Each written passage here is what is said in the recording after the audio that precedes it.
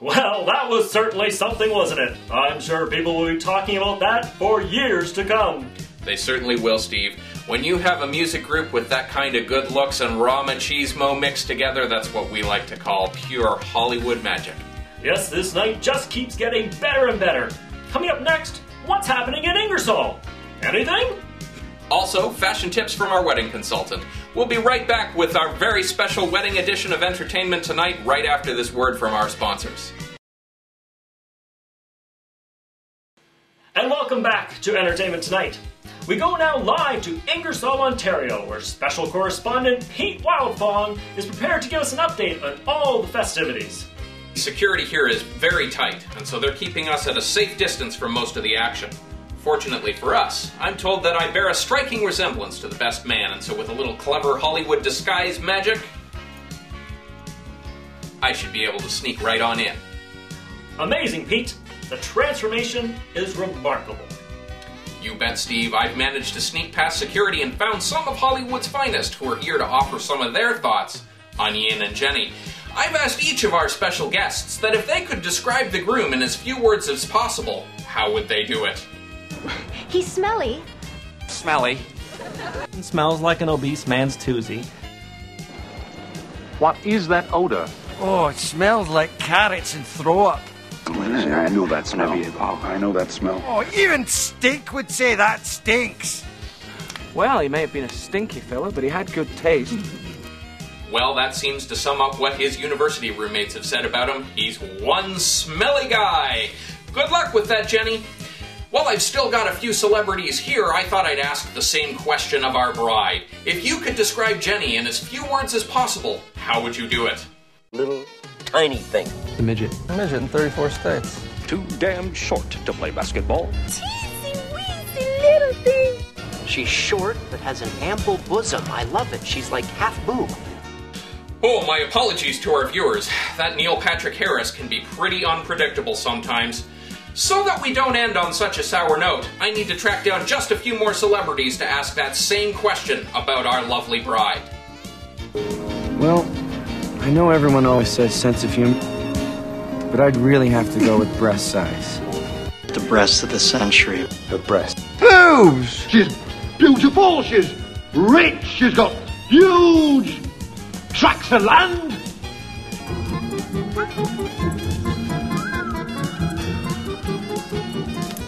Wow. I had no idea her breasts were so bad. It's so perky. I love that. Sí, has tremendous breasts, yes? How embarrassing. I certainly hope Jenny's parents weren't watching.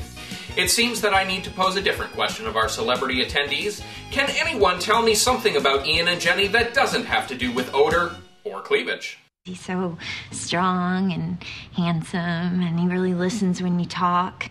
Chicks think he's handsome. B, has cool car. C, has lots of cash. D, has no visible scars. E, does not live with parents.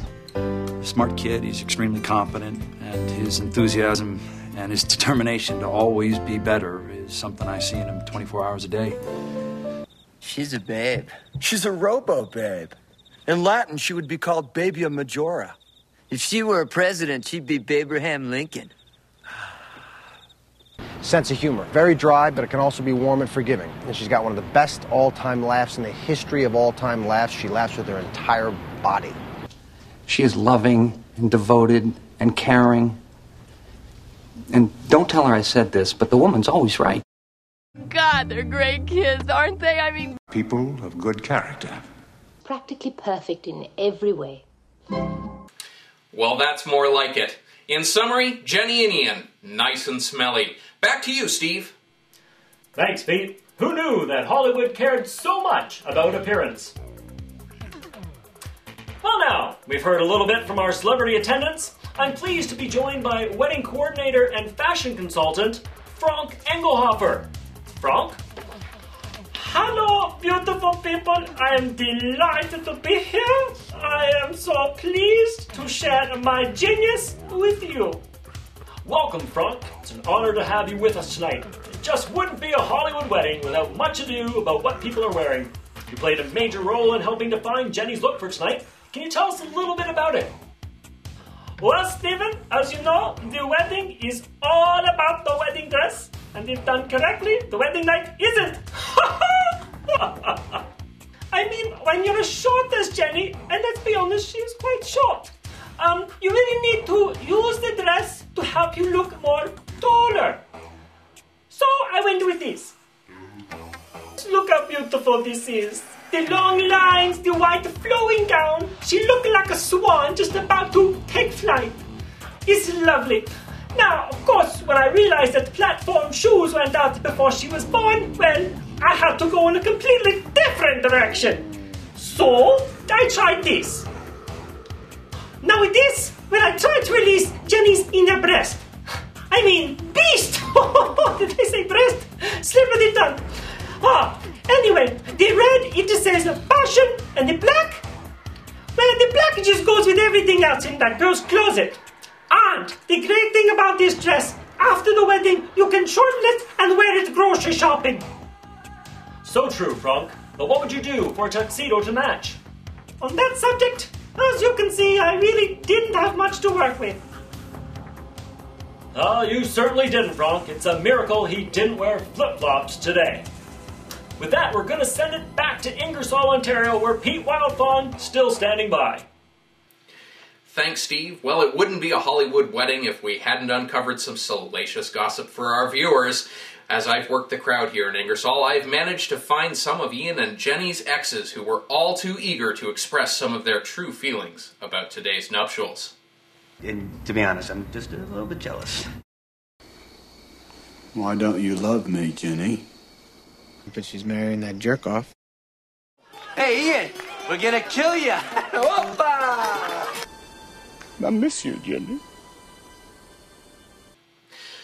Well, Steve, it seems like these two finding each other has left some of Hollywood's biggest stars completely heartbroken. I expect we're going to see a lot of dramas in the upcoming film season.